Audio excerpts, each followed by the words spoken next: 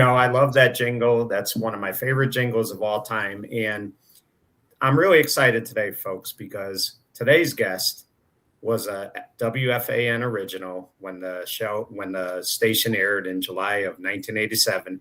But he's done so many things in his career, and we're going to discuss them all. He was the first ever producer for Mike and the Mad Dog. He's had a career that has spanned for almost 40 years now in radio. And it is my honor to introduce to you Mr. Bob Gelb. And Bob, I want to thank you for coming on today. It's a real honor for me. Michael, it's a privilege and a pleasure. Thanks for having me. And 3 o'clock, July 1st, 1987, instructed Joey DeFazio, who was on the board, to turn the station on. And it really only could have lasted about 2 years with all the money we lost in the first 2 years. But thank God for Imus and his coming aboard, and the rest is history.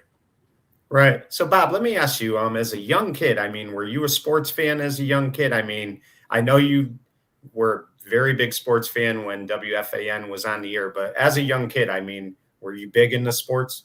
So, grew up in Passaic, New Jersey, and played everything from, hockey, basketball, loved baseball the most, was a huge sports fan, the most consistent team being the New York Rangers, as you can see behind me. I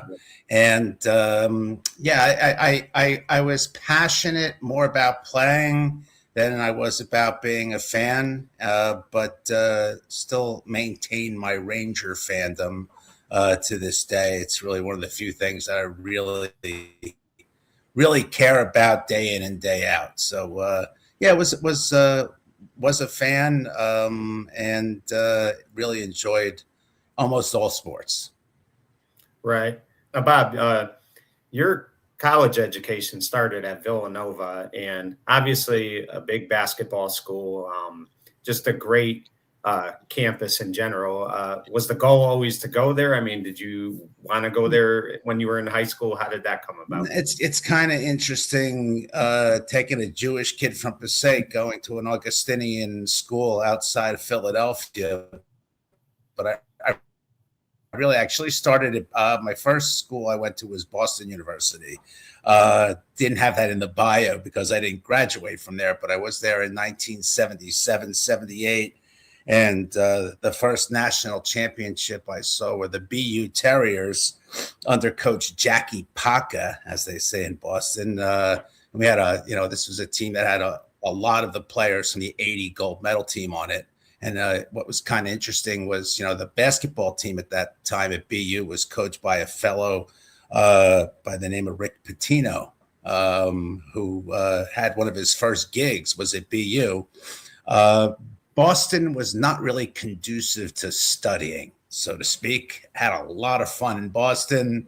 My high school in Northern Jersey, a private school, we had 23 kids in my graduating class. So, hey, oh, wow. I graduated at number 8. It was pretty big back then. It was hung out in Boston, a little bit too much fun, realized maybe I should start getting serious, and transferred to Villanova because I had a lot of family and friends in Philadelphia. And that's when I really, I walk onto campus the first day at Villanova, and I see Howie Long, who's on the football team, and I see this basketball team that I really fell in love with, coached by Roland V. Massimino, who was, a really unique guy.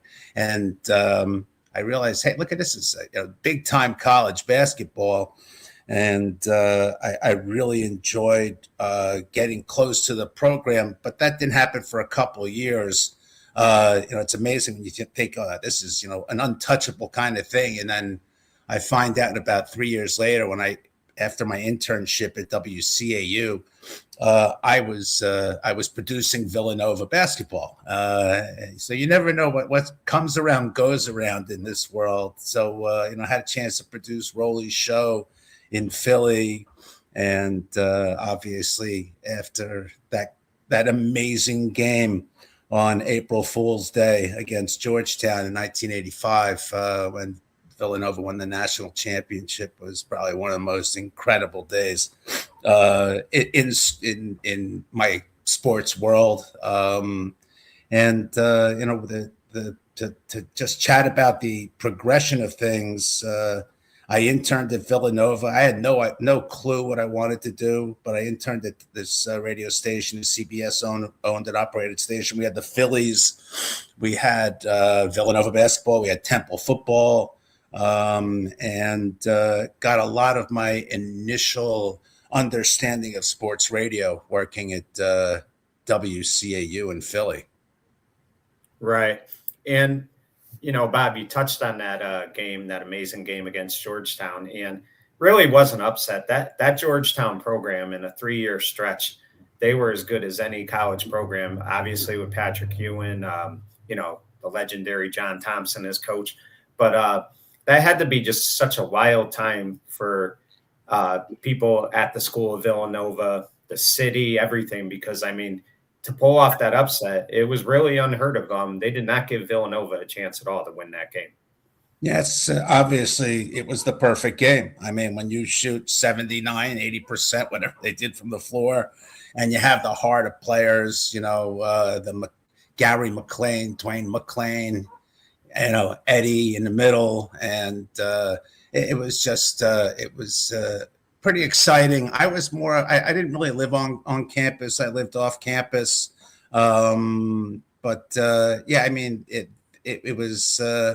It was by far and away, I had gone to a whole bunch of the college games. I went to the first Big East champion. I think it was the first Big East championship. Villanova played up at Syracuse in the Carrier Dome in '81.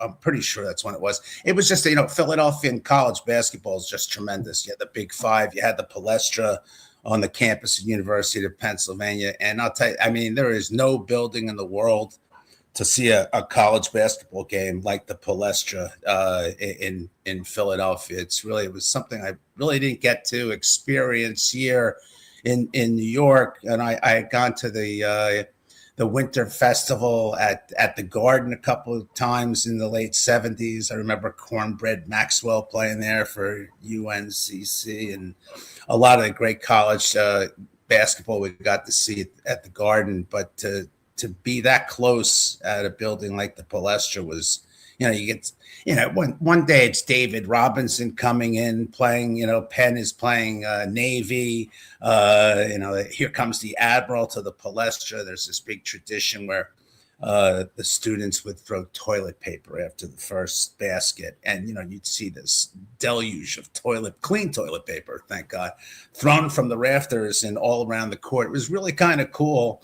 And, it was just Philly hoops, really some of the best basketball. And anybody could beat anybody. And it's those kind of upsets where, a St. Joe's could knock off a top-rated Temple team, or a Villanova would lose to, LaSalle in double overtime. And those kind of games and that kind of aura for college hoops really set the stage for Villanova to play the perfect game and knock off, the prohibitive favorites in Georgetown.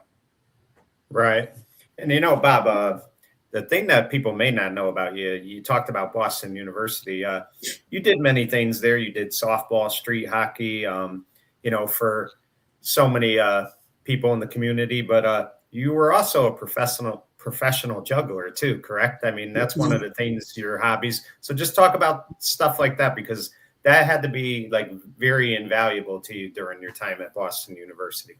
Yeah, good job doing research. My brother taught me how to juggle, and it was something that someone who has good hand-to-eye coordination could take advantage of. I would juggle in Harvard Square and put out a hat, and I had a friend of mine who would run around and say, "This guy's amazing." They kind of call him a barker, I guess. And would make a couple bucks on a Friday and Saturday night, enough to go out and have more than an enjoyable time with.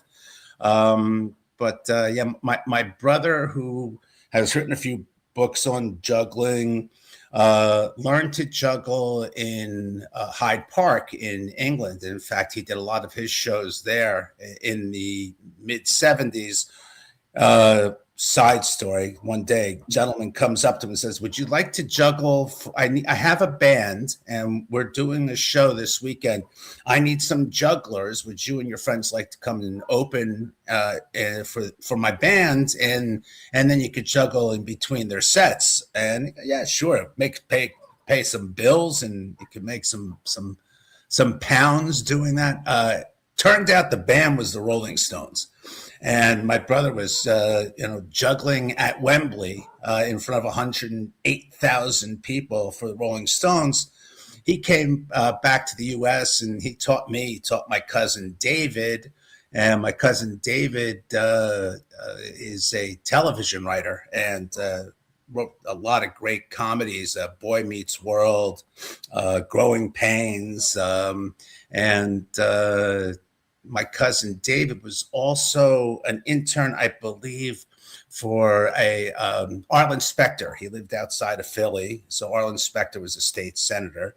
My cousin had juggled at a holiday party for Arlen Specter's office, and the next thing he knows is he was invited to juggle for Amy Carter's birthday party at the White House. So my brother has juggled for the Rolling Stones. My cousin has juggled at the White House, and I eat apples and spit fire in Harvard Square. My only brush with greatness was juggling for, I juggled to open for the late great comedian Bob Saget at the University of Pennsylvania. And this was in probably around 1980, 81. He had a comedy group, and at the end of my act, I would spit fire. And what had happened was the ceiling that I was performing in, the alcohol that was in my mouth, it hit the ceiling and came back, and it then hit me in the face, and my face actually caught on fire. Wow. It sounds funny. Yeah, it was funny to Saget. And 35 years later, I obviously turned out okay, but went to the hospital, scarred up a little bit. Ego bruised more than my face, for sure. But 35 years later, we're at a sales meeting at WFAN, and Bob Saget is opening on Broadway for this one-man show. And he's asked to come in and address the troops in our sales department. And I hadn't seen Bob Saget in 35 years. But at the end of his little Q&A with us, I said, "Hey, Bob, you might remember me, but I was the guy who was juggling, whose face he got caught on. You're Bob Gelb," he goes. It must have been 35 years. Gelb, it was kind of close. I have it on video. It really is one of the most amazing things when someone, of his ilk could remember, what happened. He goes, "Well, your face caught on fire. How could I not remember it?" It was, I'll send you the video. I'll send you a link to it. It was really a lot of fun. Wow, that's a great story. And Bob, when you're doing different things throughout your life, you're going to have those stories like that. I mean, and they're always cool to share. Interestingly enough, though, Bob, before your journey to FAN, weren't you executive producer for CBS Sports for about 5 or 6 years? I mean, it doesn't get any better than CBS. I mean, listen, especially when it came to college sports. I mean, college basketball in general. I mean, they were the face of college basketball. So just talk about that a little bit. Yeah, well, you see, you have to learn how to read and write a resume correctly. So when I say I was the executive producer for CBS Sports, I was in Philadelphia at a radio station.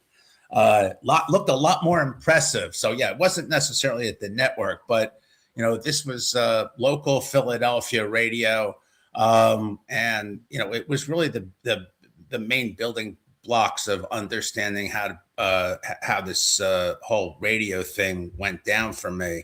I produced Philadelphia Phillies baseball and worked a lot with Jack Buck and Hank Stram.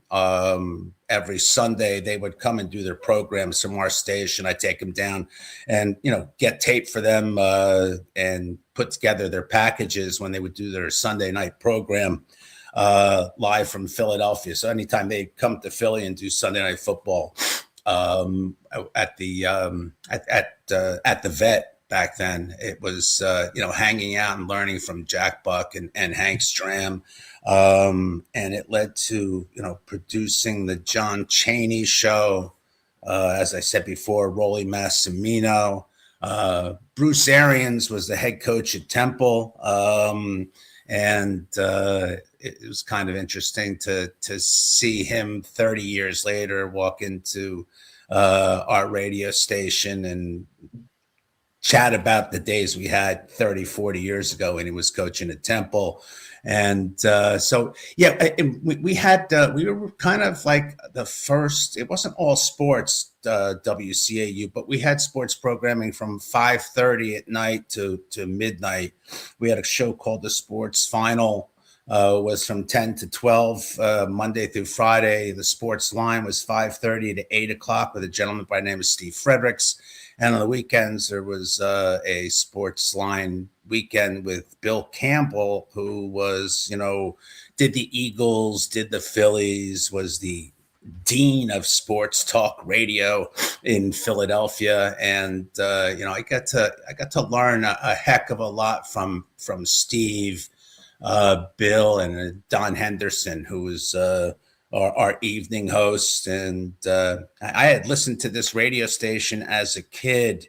There was a gentleman by the name of Bill Corsair who did a Sunday night, overnight program on WCAU. On Saturday nights, he had a trivia night, and he would entertain calls from all across the tri-state area, Philadelphia tri-state area. And, I would be able to get the signal under the covers, under the pillow, as they say, as a little kid. And that's when I first really fell in love with radio. And then all of a sudden, I'm working at WCAU, hanging out with Bill Corsair, who I used to listen to as a kid. Similar story when I would listen to 3WE in Cleveland in the evening, actually at nighttime. Pete Franklin, who was on from 7 to midnight. Lo and behold, the first person I'm producing at WFAN was Pete Franklin. So it really, what comes, you never know who you're going to run to in this strange business, and the same people you meet on the way up. And especially at FAN, with the incredible amount of talent that has passed through WFAN. Iron Eagle was the intern. Craig Carton was my first intern, and for Pete Franklin's show in 1988. We had Rob Tepper, who became a big talent out in Seattle, called the T-Man. And obviously the ascension of Mike and Chris, from doing weekend programs and sports on Imus to become, the most incredible sports talk show. Things get a lot better as you don't have access to them, is one thing that we learned at that time. It was a very difficult situation, but no one, I don't think, ever would have thought how Mike and Chris how that show would have evolved into the legendary magnitude it did, as it's looked on, in today's world of media, so to speak.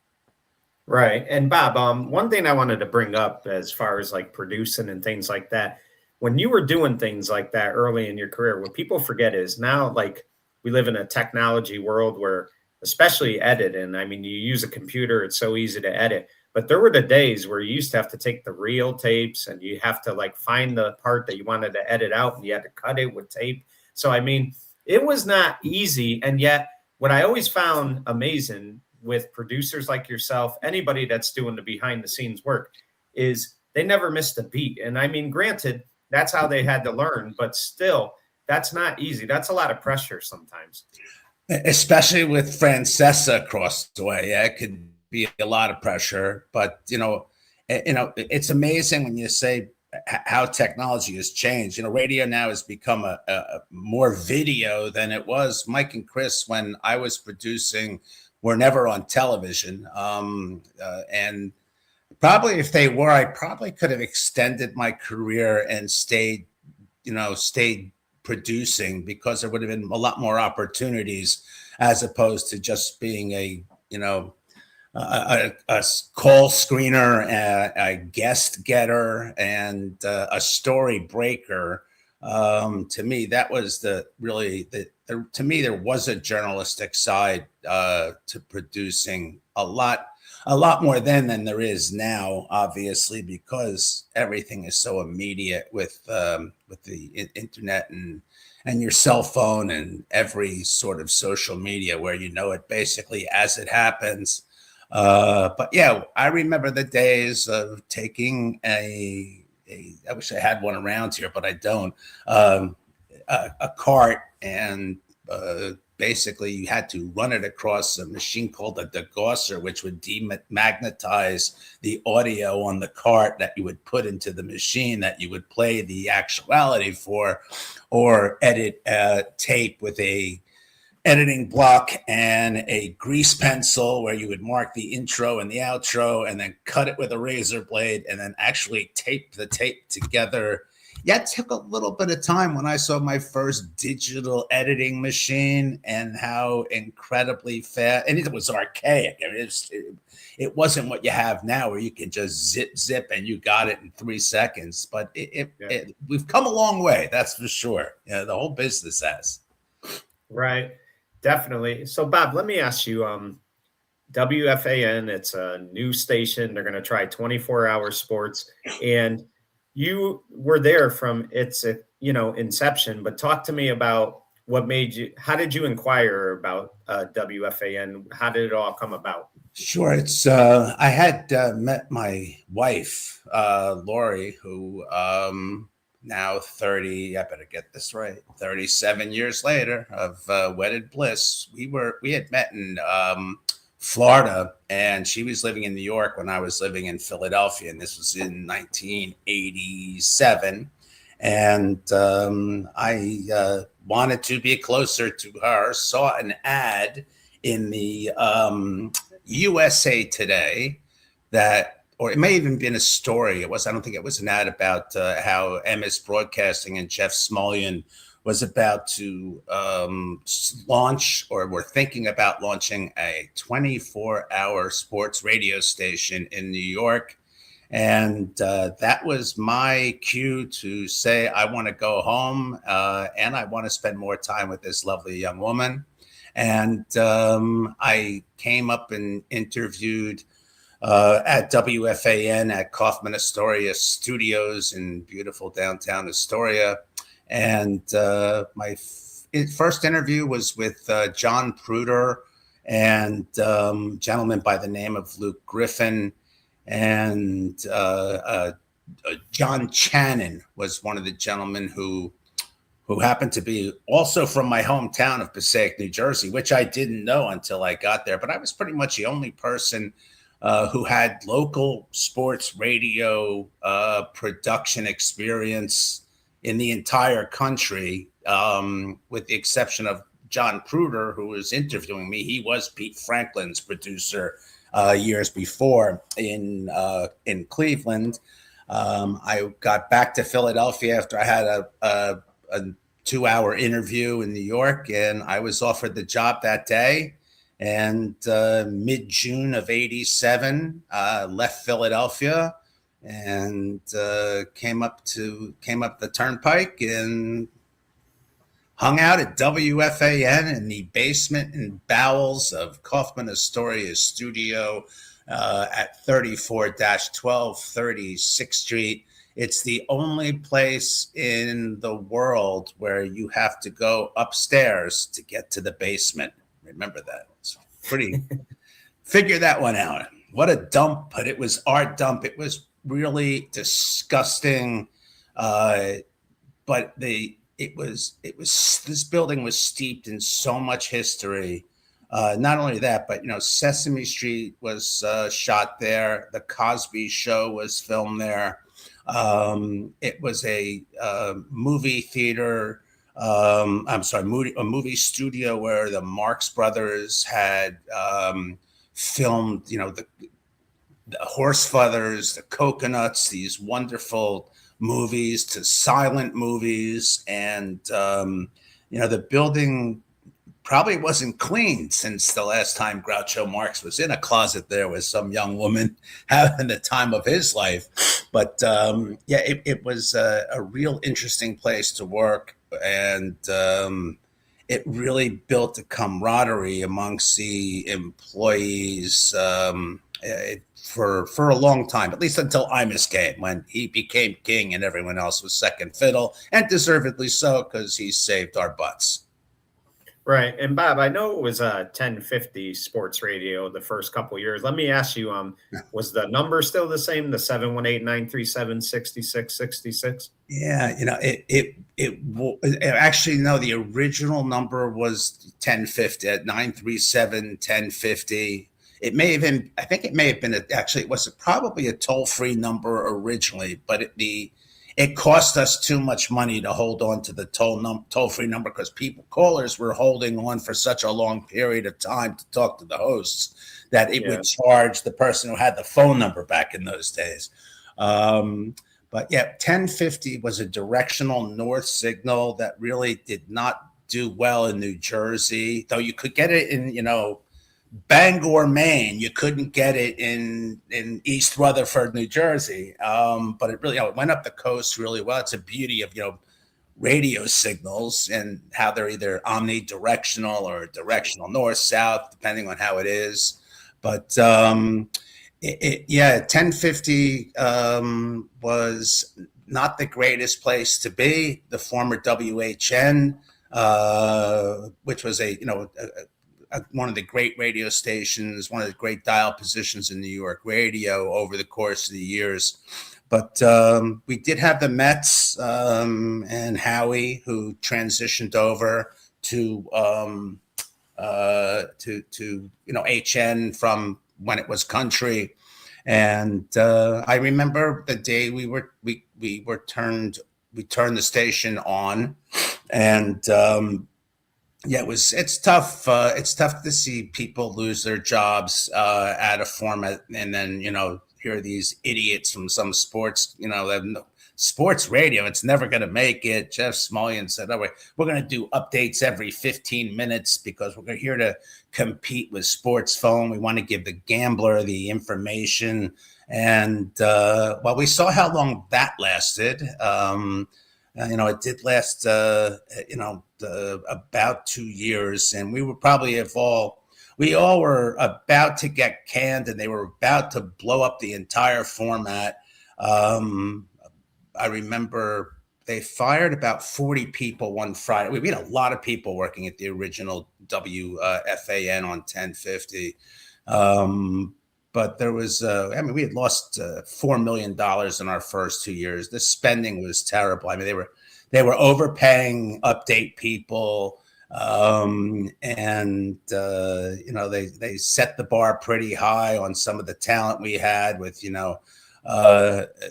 the late great Gumbel, and Pete Franklin, and Jim Lampley, who did the first show that day on July 1st after Susan did her update. And they were paying a lot of money, and revenue wasn't there. The revenue came when we flipped the signal to 660, and Mr. Imus quadrupled the billing in one day, and we had a signal along with Mike and the Mad Dog being paired together that really changed the entire history of the business. Right. And Bob, talk to me about this.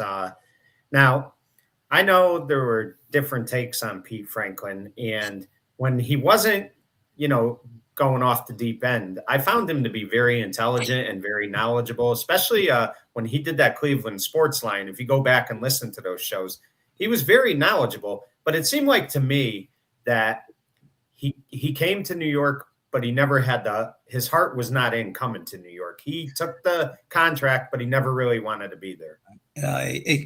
So Pete and his lovely wife, was the antithesis of what you would hear on the radio as a human being. Just a sweet person who if you remember Pete was, or you hear Pete, you scumbag, you turned your radio last week. There was urine inside my office. Now everything was yelling crazy Pete, calling people scum. You call a lot of people scumbags, which you did not really hear on radio that much those days. And that had to stop once people started mailing us in, used condoms. One of the fun things that you do as a radio producer when people take what people say a little too seriously. It is an entertainment medium.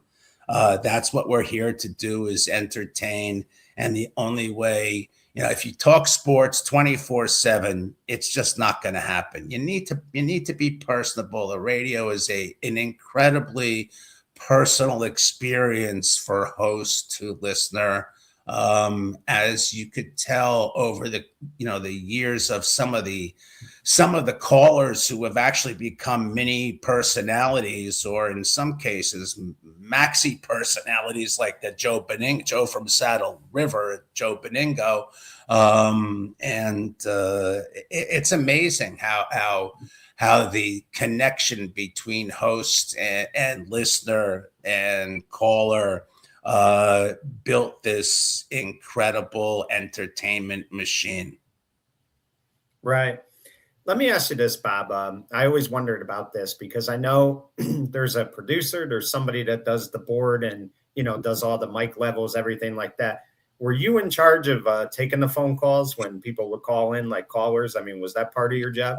I majored in fact. One time I tried to figure it out, how many calls did I actually screen in the 17 years that I was screening phone calls from 1981 to 1997, and it was just a ridiculous number. I wish I got tipped doing this.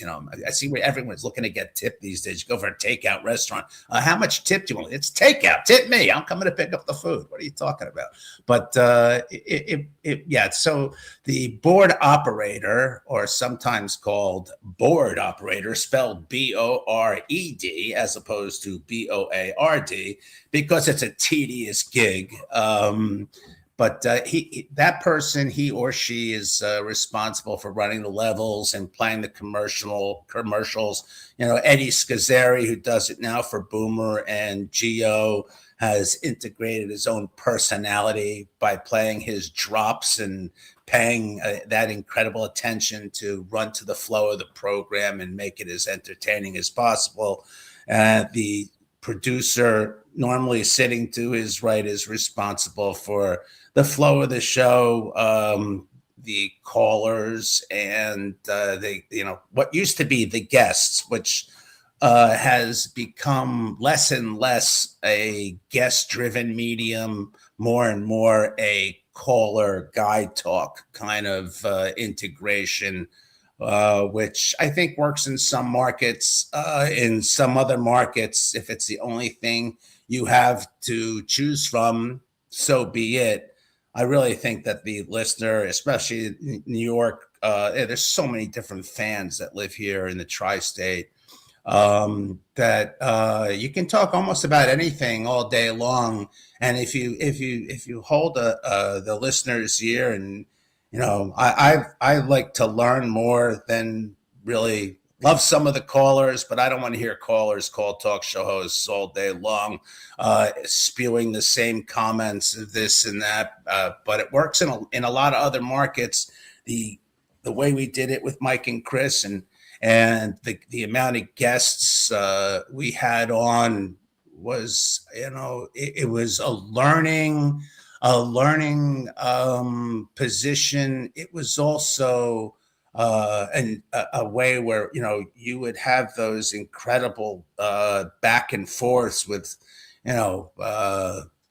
who could have been anybody who would join. Jeff Torborg with Mike and the Mad Dog, Bobby V, the whose name is the former Players Association representative. I can't believe his name. That's what happened. I didn't take my Prevagen this morning. I've been doing this too long.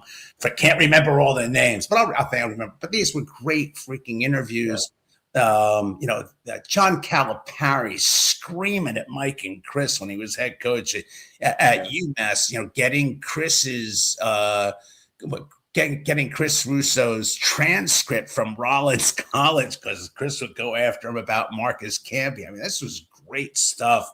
And, you know, the George Young 5 o'clock pieces during football season, or, you know, John Madden's coming on 5:05 p.m. was the time we had our big freaking interview.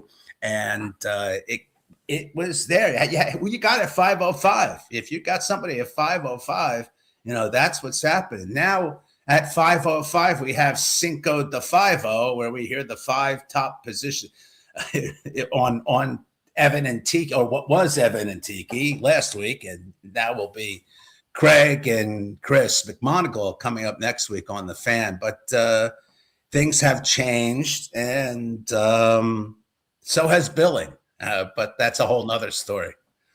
Right. So, Bob, talk to me about, number one, who came to you about producing Mike and Chris, and also talk about that first show with Mike and Chris, because if you remember that first show, I think they were arguing about Will Clark, Don Mattingly. They got into a heated argument from the start of the show. But I know like some people at FAN didn't think it was going to work. How did you feel about all that when it first came about? So Mark Mason was the program director at the time, and he had the brainstorm of putting Mike with Chris with Mike, however you want to look at it. You had, you know, 2 complete opposite type personalities. I had no clue if it was going to work. I would just do, you know, the best I could to, and if I recall, I would talk to Mike and Chris probably every night, and not together, but on the way home. And it was, let me talk to Mike for 10 minutes, then I'll talk to Chris for 10 minutes. Then I'll call back Mike and lie about what Chris said about him to Mike, and then call back Chris and tell Chris everything that Mike didn't say to him, and then realize, you know what, this is fruitless. Just have at it, gents. And it led to a lot of contentious times. And, you know, the friendship, or lack thereof, and I mean lack thereof, was so real.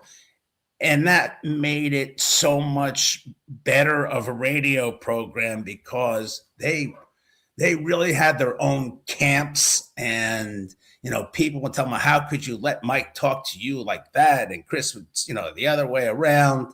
And Mike would usually get the upper hand. But yeah, you don't have to be friends to be partners. That's one thing that, you know, but you do have to make it work. And you do have to do the best shows. And Dog being, you know, a San Francisco Giant fan, and Mike being the, you know, big time Yankee fan, the simplicity of Will Clark versus Don Mattingly and the brilliance of it made for the first great, real crazy, let's go at it kind of argument, classic Mike and the Mad Dog. I mean, there were so many. I mean, it really, run with it. You know, you see these shows today, they have these meetings where they break down what they're going to talk about and how we go after. We had not one meeting ever, except maybe fighting over what the lead should be. And then they really didn't listen to each other anyway, so it really didn't matter. Everything really led to a great argument. The Dog with his opening, and, you know, you start something with a program that people look forward to, that ridiculous music, you know, going at it as hard as they can, whatever. I mean, that was some of the funniest, silliest stuff in the world, but it was so campy, it worked. And everything worked. And, it was an honor to work on a program. And we had a heck of a lot. We did a lot of remotes. We had a Super Bowl shows and really changed the course of what everything. I'm riding the New York Rangers parade down the Canyon of Heroes with Mike and the Mad Dog, who, like, seriously, not the biggest hockey guys. But you know what? It was, what are we doing here? This is amazing. And, these dreams really do come true. Not a bad gig if you can get it. It does not pay well to be a producer. But, for the few people in radio who can entertain and inform and get paid for it, it's the greatest job there is. It really is.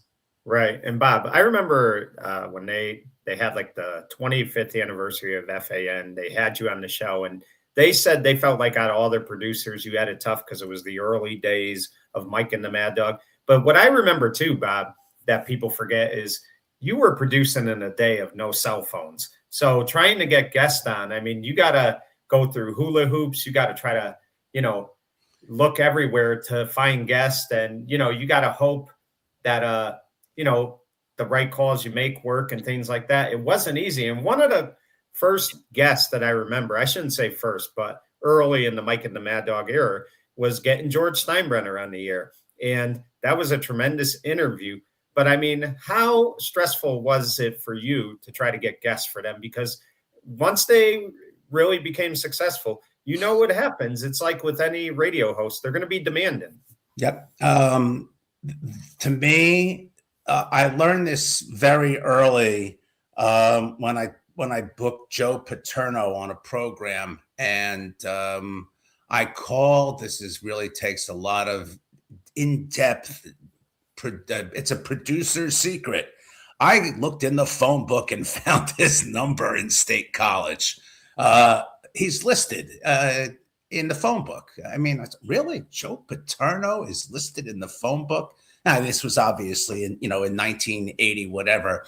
And hey, look at that. I can call Joe Paterno. But so it was playing. We had a game we played. It was sort of a hotel roulette kind of thing where we would try to find the best guest or a visiting baseball player. They would stay at the Grand Hyatt all the time.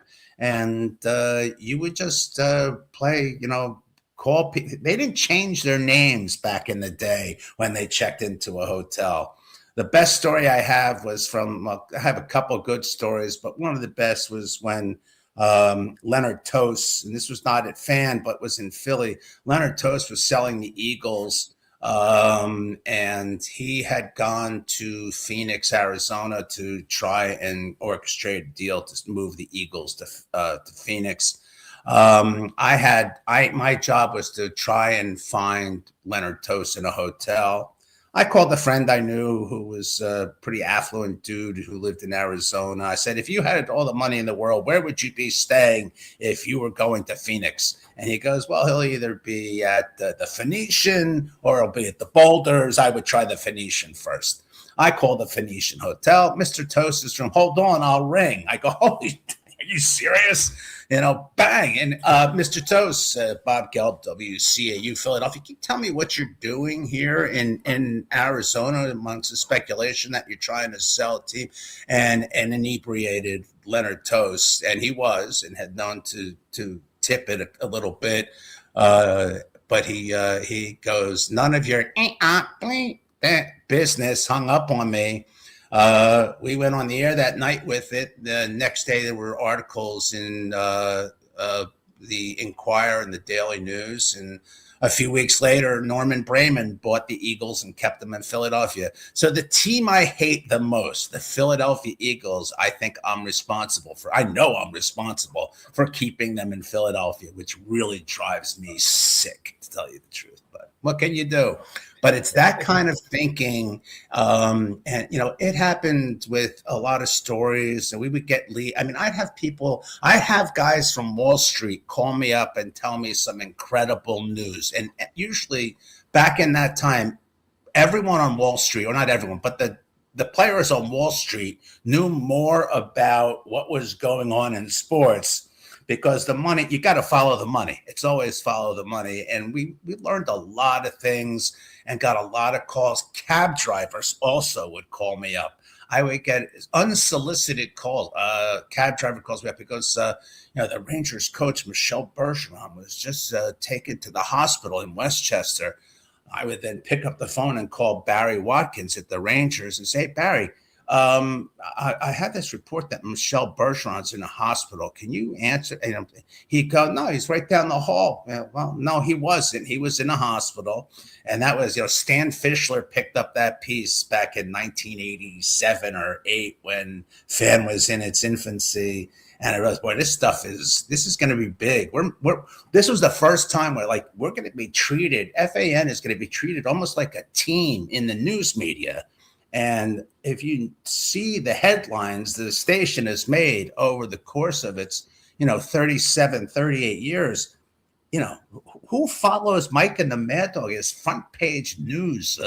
Imus getting fired. I mean, yeah, it was big stuff. But it's like no other radio station, crazy stuff has happened. Craig Carton having the FBI, busting him at 3 a.m. for this incredible, gambling and ticket scam. And, the Imus, Imus is, actually it was Bernard McGurk, the late Bernard McGurk, who I think said nappy, as well. No, but Imus picked up on that. That was kind of tough. But I mean, it was not just local news. It was national news, how FAN was, if you can make it in New York, you can make it here. You can make it anywhere. That is true. And, Mike and Chris and the radio station made it. And it's evident to this day how it's still covered as, top line news, when someone has basically, gets a new job or we lose some people or this or that. It's amazing. It really is. Yeah. And Bob, I think also what helps partners as well, like when they're having an argument and they're not getting along for a few days because of the arguments, is events happen where they have to both cover them and kind of be on the same page with each other. And I think of their early days of Mike and the Mad Dog, especially the month of October in 1989, the unfortunate earthquake that happened during the World Series between the Giants and Oakland. And then 1990, Darryl Strawberry, I believe in November or December, he leaves the Mets. And that's a big deal because it's New York, obviously. So they had events that kind of brought them together as well, where they had to kind of be on the same page. And I think that's another reason why shows like that work, because even when you're arguing, there's things in life that happen where you have to kind of bring each other back to earth a little bit. Yeah, I mean, 2 great examples of that were the Giants, the New York Football Giants run in 1990, 1991. We're doing remote out in San Francisco. I think it was the December game. And, when you're doing we're in Candlestick Park, doing a show for 4 or 5 hours. And, Mike gets hungry and sends Stevie Cohen out for pizza. And it's kind of a funny story. We tried to get a pizza delivered to Candlestick. And Stevie's running all over the place trying to find the pizza guy. And, it's stories like that and travel stories that bring a show together. A few weeks later, Mike and Chris are in Tampa with 1,000 people in the Hyatt Hotel as George Young comes on. And the Giants, right before their second Super Bowl, and Mike relationship with Bill Parcells at the time versus the dog and George Young. So Young and Dog team up against Mike and Bill. It was just great stuff. I mean, it was George Young to me was probably one of the best, if not the best, interviews day in, day out. What a wonderful human being, incredibly smart, intelligent guy. He was really fun. So many guys were fun to talk to and listen to, and you felt the passion that Chris would have towards a George Young, or an Ernie Accorsi, or any old time, now that's old time player is still with or wasn't with at the time. And, Dog's photographic memory, how does it's amazing some of the stuff he remembers. I mean, he can't pronounce Honolulu, but he can really remember some stuff, like Rocky Colavito's ridiculous stats that you would never. Who thinks of these things? Well, that's what really made it, an incredible listen. Mike's pomposity and arrogance, and him going, hey, after he went 10-0 in the bowl picks in 1990, I think it was, Mike, and Imus picks up on that. It becomes this, you become bigger than anything, and you start believing you have to have a big time ego to be a talk show host.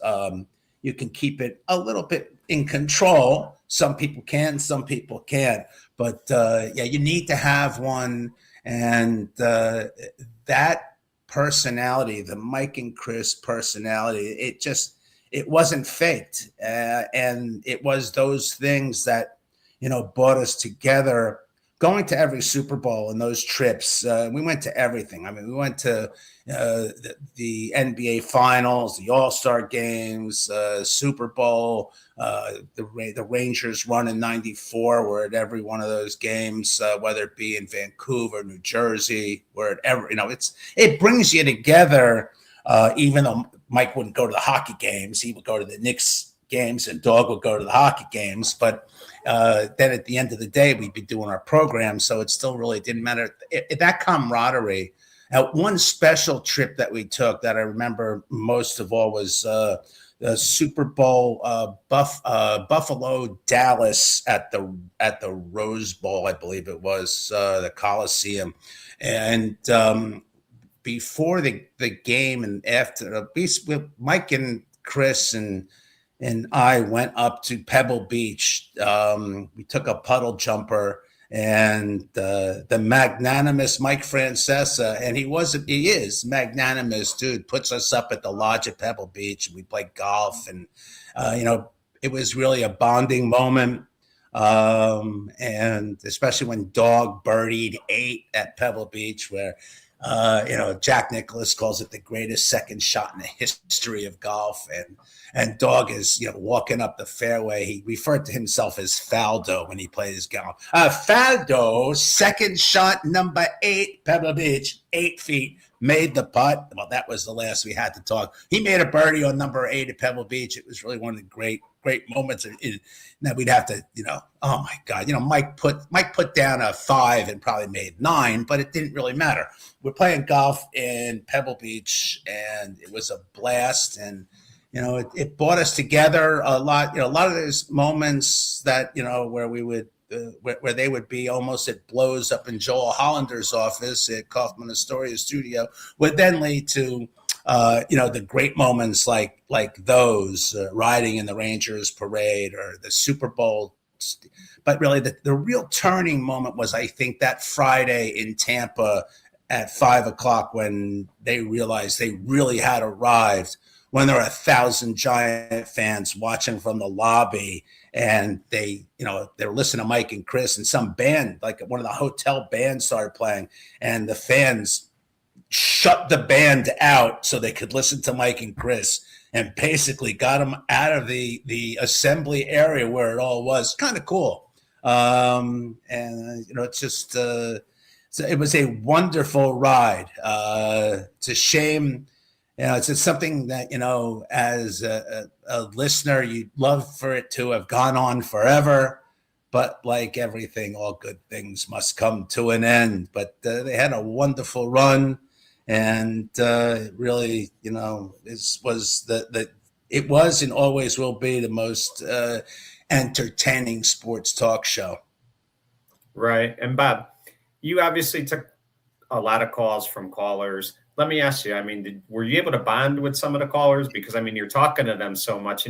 I know they used to always say that, like, Jerome from Manhattan, he would call constantly and he would just go off, even off the air. But, there were so many callers. Like, Denny and Yonkers, Al and White Plains, Doris and Rego Park. I mean, there were Yeah. so many callers that called that station sometimes 3 times a day, because back then they didn't give you like a, I think now you could call once a week, but it used to be you could call anytime you wanted.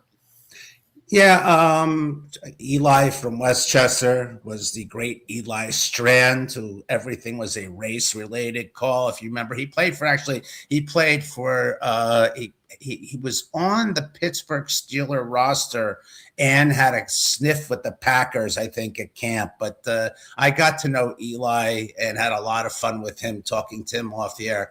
Al, I know these guys' last names still, which is scary. Al Renato is Al from White Plains. Denny, I talked to, and we still text. When my son was wanting to choose to be in this business, I asked a couple of these guys if they would call my kid and see if they could, have a little fun with them. He did a show in the basement of our house when he was like 10 years old. And if I would put my son in a position where, I'll do anything I can for him within reason. If he wants to do this, he's going to have to pay his dues, which he has done incredibly well. But, the Al from White Plains, Dennis from Yonkers, I talked to pretty much everyone, and Mike from Montclair, who was, probably my favorite caller, all because Mike from Montclair and I played bitty basketball when we were 5 years old together. That's Michael Goldstein from Clifton, New Jersey, who was a great caller, by the way. He always got into Francesa's craw, which was great. But yeah, the callers really, have personalities, and some are real whack jobs. Joe Benigno was probably the one who, when Joe and I would talk a lot when he was Joe from Saddle River. And if you ask Joe, he called me and asked my advice on how he should get into this business. And, I'd given him some advice, and he took it and did everything pretty much I said. And he had the passion and the knowledge as the true psycho jet met Nick fan. I mean, you get Joe, Joe takes it, so personally. I'm surprised that he hasn't had a freaking massive myocardial infarction and drop, because he is just so passionate, especially about the Jets and all the pain that they have given him. That's what makes the New York really just a great. I mean, we have fans like that. They're in every market. But there's only one Joe Benigno, and Joe was a caller, and Joe wanted, Joe showed the passion. And there are people who do programs like a Steve Summers, who doing his overnight shows, who had that relationship with the callers that was unlike any other. His relationships with the callers were amazing. But yeah, the callers can be entertaining, and they all have an ego too. They want to all be talk show hosts. I know of one or two who have made the transition, Joe being the one, and yeah, it's pretty cool.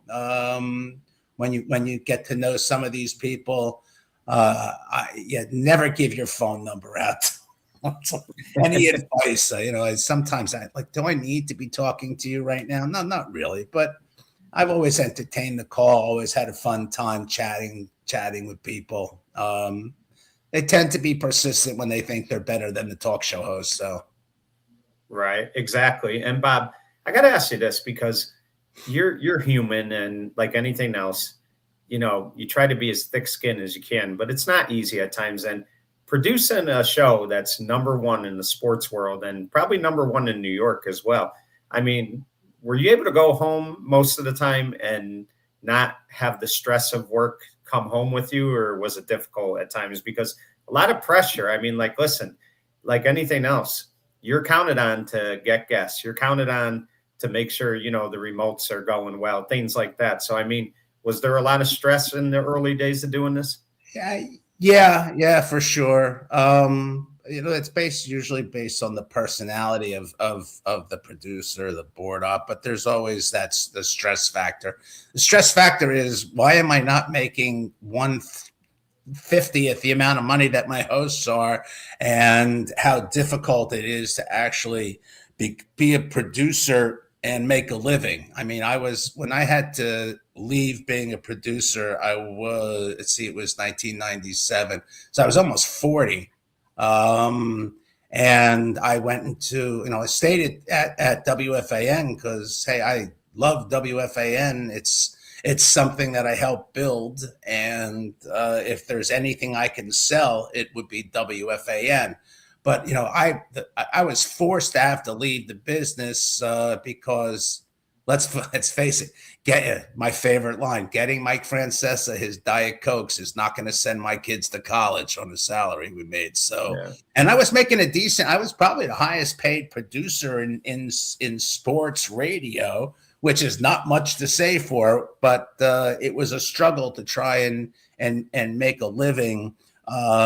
And I mean, hey, that's why, I had to go into sales and you can make money in sales. There are a couple of places in radio where you can make money. One is in upper management, two is being the best sales paid person there, and the other is, running the place as a program director back in the day, or being, big time AM or PM host, where, that's stupid kind of money in the media world, at least in the radio world, where things had changed drastically, especially over the last couple of years as far as salaries go. But as I've always said, it beats working for a living.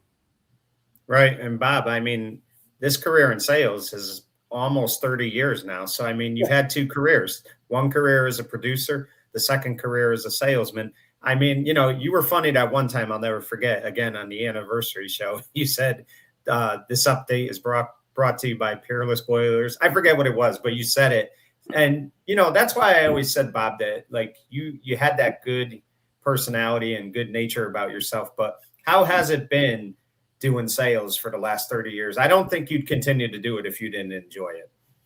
Yeah. I mean, as there's this mantra people have about salespeople that if you can sell this car, you can sell anything.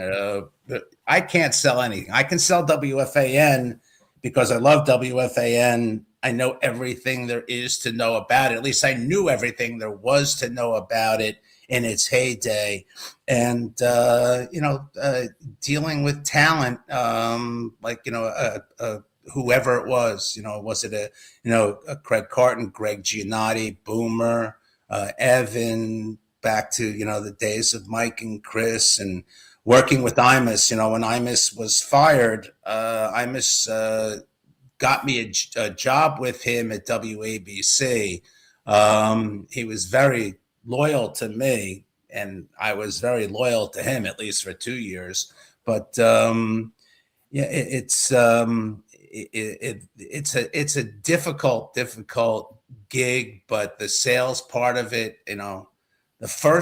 I remember my first big sale was it was Sir Mike and Chris's Super Bowl trip, and it was the contest with the marquee, and I sold the sponsorship to a Sprint phone. It was Sprint phone, Nokia and Sprint, I believe it was. And I had no idea. I went into this meeting with our new business manager, development. Her name was at the time Madonna Degnan. And I basically sat in this meeting and explained to them how the Super Bowl trivia went and how the winner would get tripped to the Super Bowl and how Mike and Chris went about it. And the meeting was over, and we walk out, and we're walking to our cars, and Madonna goes to me, "Congratulations." I go, "What are you talking about?" She goes, "Well, we just sold them a $400,000 direct package, which means you'll make 15%. You'll make $60,000 on that pack." I said, "What? 60 grand, 15? Yeah, well, new business and it's direct. It's not going to come through an H. Should make fit." So I just made more in half an hour than what I made in my last year and a half of producing Mike and the Mad Dog Show. I can do this. Yeah, this is pretty cool. And you know, when when Imus got fired, I probably was at the top of my game. I had probably $10 million of equity in WFAN and especially in the Imus program. A lot of those commercials were all mine. Every spot it seemed was, that's my spot. That's my spot. It's like you used to do your commissions in the car when you would hear the commercials run.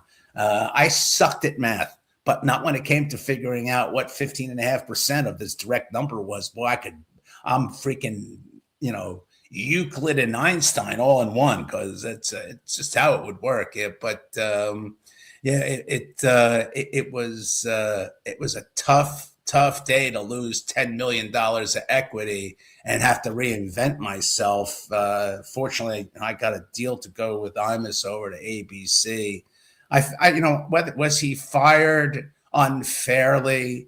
I mean, no one came crying to me when when he would speak in a German accent and make, Holocaust jokes. There's no such funny thing, but that was Imus. Imus was an equal opportunity, insulter. He would insult everyone, and that's just what his shtick was. Times just changed.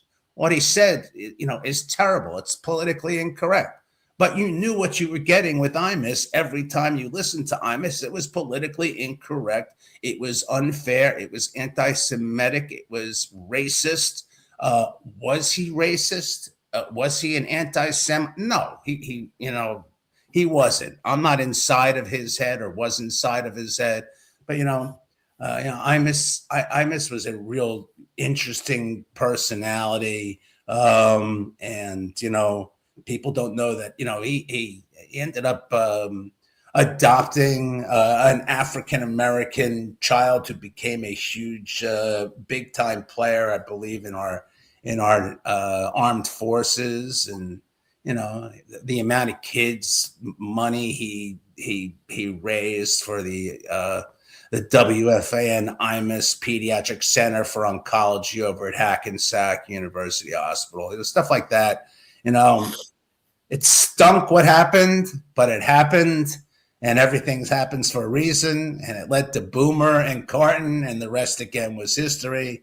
I came back to WFAN in 2010 when I realized I cannot deal with WABC. Political BS is not for me. Get me. And so I had to reinvent myself again. No clients again at 2010. And it's been 15, 16 years. And, I'm probably on the 18th fairway of this career, but it's knowing me, it'll probably take me 8 shots to get home, and I'll probably 3-putt as well. So I could stick around for a little bit longer. You never know.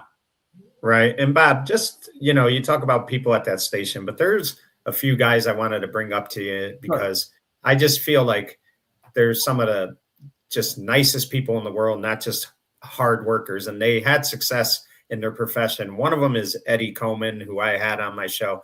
And I don't think there's a nicer guy you'll meet than Eddie Coleman. And just seeing how his career went, he was a midday host. People forget that, or a morning host.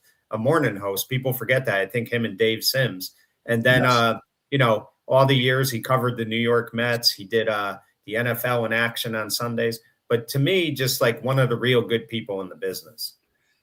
Yeah, I mean, the Coleman and the Soul Man, back in mornings with Eddie C. and Eddie and his wife Kathy, just wonderful people. Eddie went to Syracuse, has a great corner set shot, played JV ball at Syracuse. Not many people know that because they don't have JV ball anymore in colleges, but it was that long ago.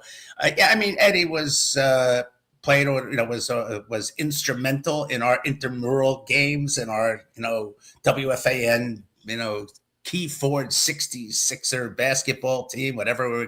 I think we're the Rockwell 66ers one year. We had a blast. Eddie's just one of the nice. No one has a bad thing to say about Eddie.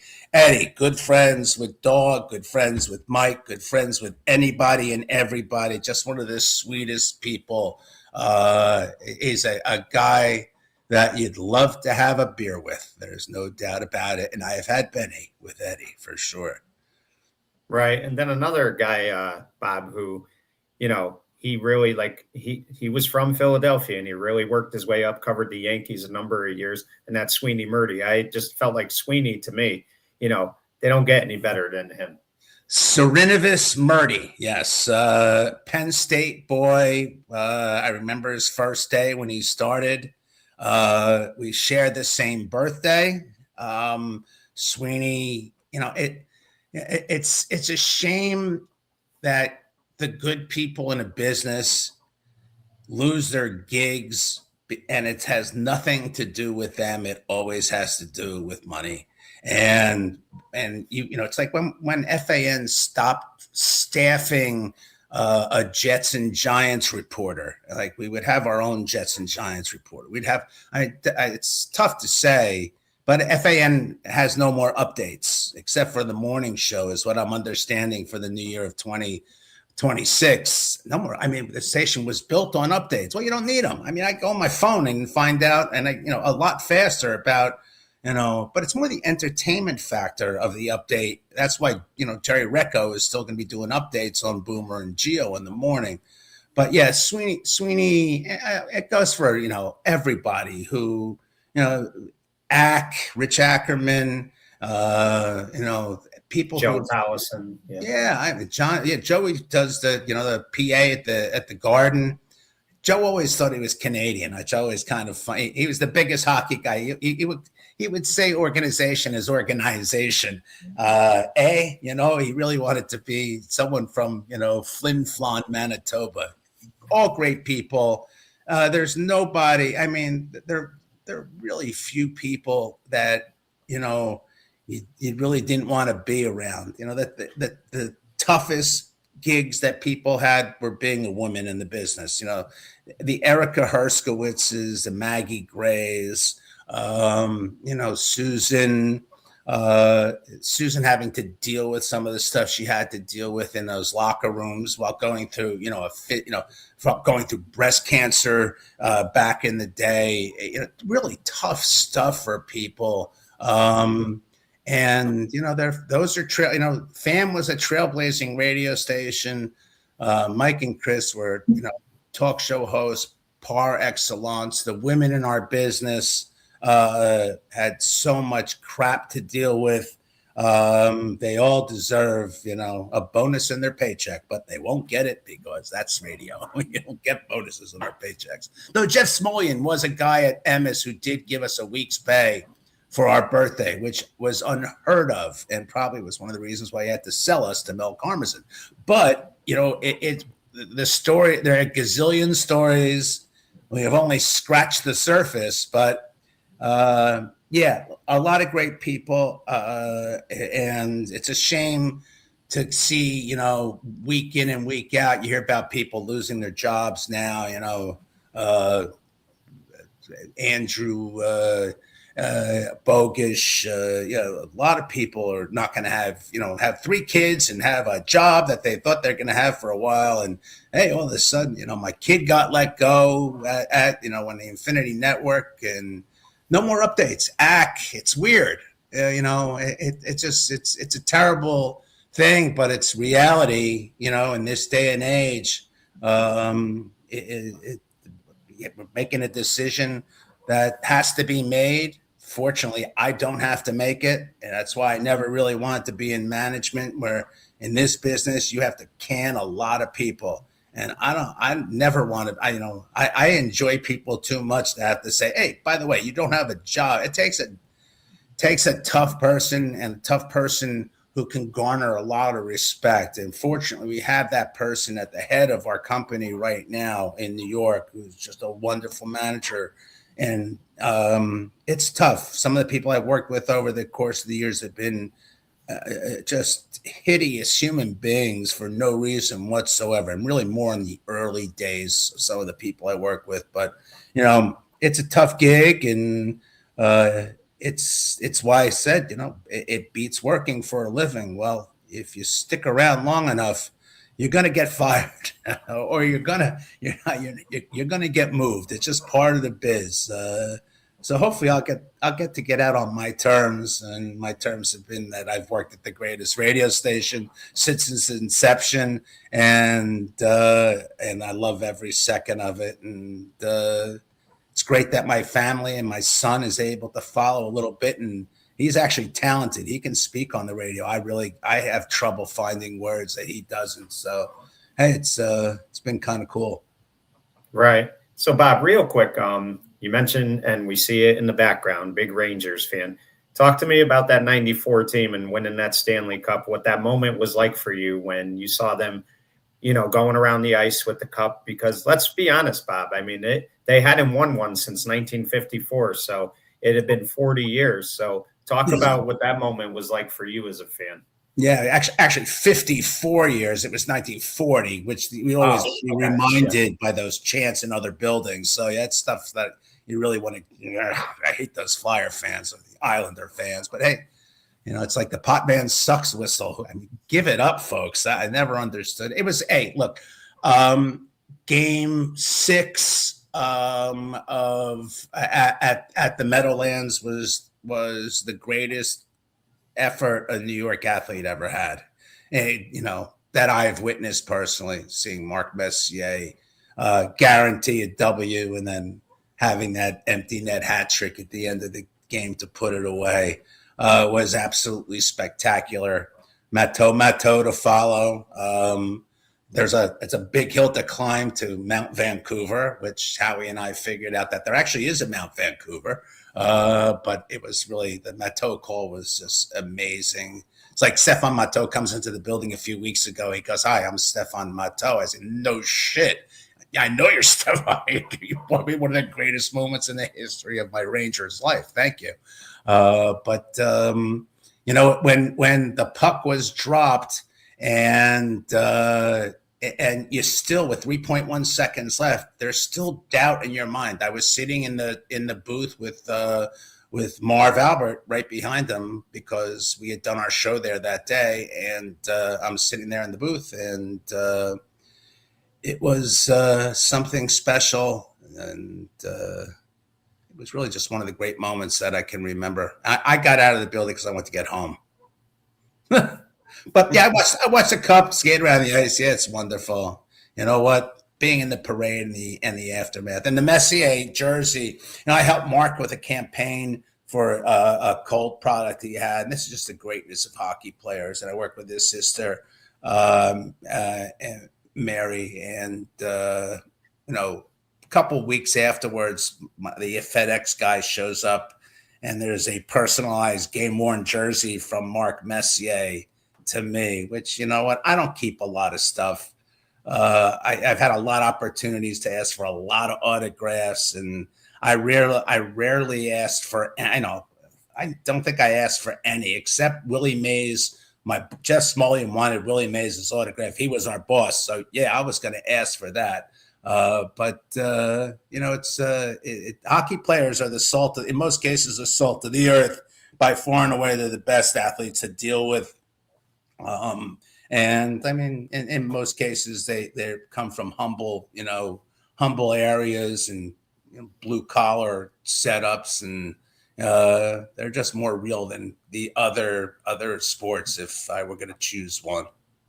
And it's funny about Messier because he won 1 million titles with Edmonton, but I think, if most people talk to him, the time he had with the Rangers may have been the most enjoyable time in his career because he fell in love with the city, the fans, just everything about it. I mean, he really embraced New York City. Well, if he had lost, it really would have sucked. I'll tell you that. He might have a different change of opinion. We know we can be a fickle group here in New York. There is nothing, that's why it's so difficult, to come and play, to be an Ed Whitson at the Yankees, to come and really understand what it's like, how the scrutiny of the media, the press, the electronic media, the print, everywhere you go. I mean, if you make it here, you can make it anywhere. But making it here is hard to do. But I mean, Eli Manning, it can go anywhere he wants, and I don't think he's paying for anything at the bar if he wants to have a cocktail. The same goes with the idols. Like Joe Namath is an idol. I mean, there's no doubt about it. The Darrell and Doc team and Keith Hernandez and Ron Darling and the Mets of '86. There's just not enough championships. The Islanders dynasty, which I hate to admit, they were one of the greatest teams that ever played. But we didn't really. It's funny, Mike and Chris, both from Long Island, really never talked about the Islanders. And the Devils were like they could have been playing in a different country because it was. Think about how many cups they won. Rangers still only won one cup. We need more championships. I need Leon Rose to guide the New York Knickerbockers.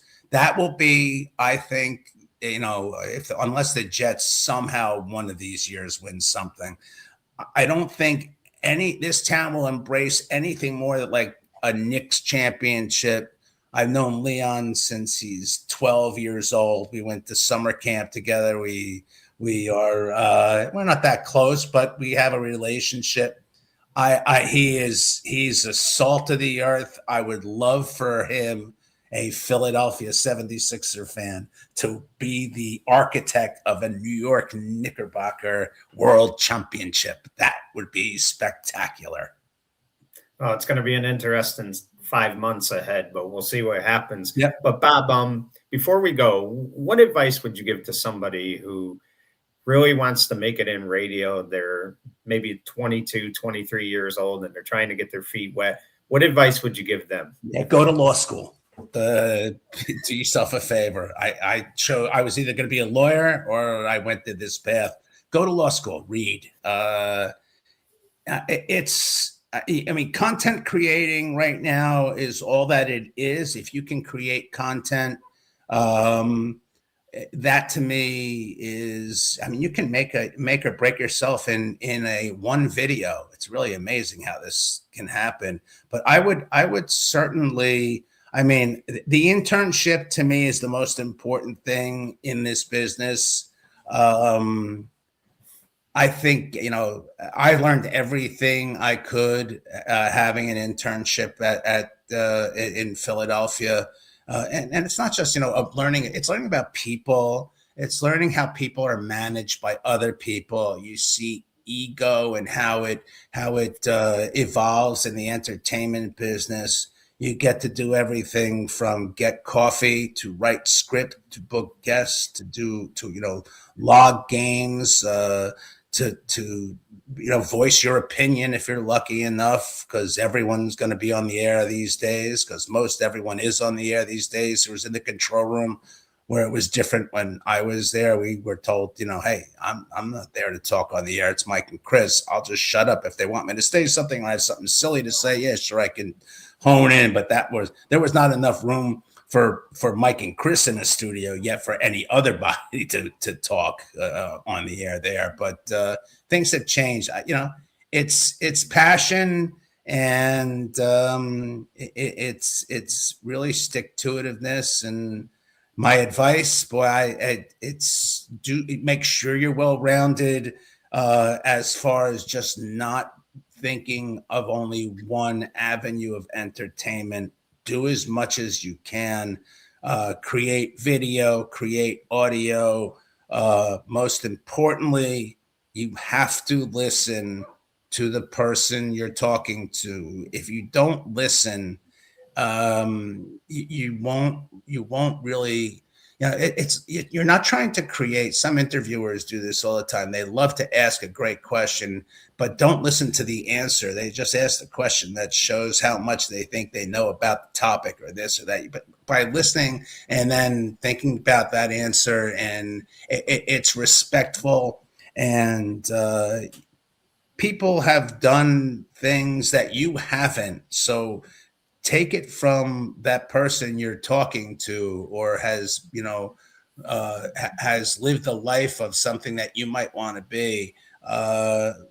Listen, very important. Well, Bob, I really appreciate you giving me some time today. It was a real pleasure and an honor for me. And congratulations, because you've had a wonderful career. You've done so many great things, and you're part of that WFAN core. I mean, that legacy of WFAN lives on forever, and you're a big part of that. And I Yeah. really do appreciate you and all the years that you gave to fans like myself, because that Mike and the Mad Dog show, they got on so many guests that I never thought they could, and you're a big reason why. And I really appreciate what you gave me and so many fans over the years. Yeah, it's very kind, and really, it's just beats working for a living, my man. Wouldn't want to dig ditches, you know. It's very difficult going out there in the cold, especially on a day like today. But thank you for your time. I appreciate it. Good luck to you and your future endeavors, and all the fanatics out there. Keep on listening. Thank you, Bob. And folks, you just got to hear Bob Gelb for the last hour and 20 minutes. And, folks, one thing you never realize is just the impact that people have on whatever they do, whether it's a teacher, whether it's a coach, whatever it might be. There's always an impact. And a producer who's behind the scenes in radio, TV, whatever it might be, they have a big impact because they are doing a lot of the work that you don't see. Mike and the Mad Dog, if they come up to Bob at 11 o'clock in the morning and say, listen, we want Pat Riley on the show today, get it done. He has to make that happen. And he did it so effortlessly. And I'm sure, there were times where it wasn't easy, but he gave you, myself, and so many fans the very best every single day, so we would enjoy that popular radio show.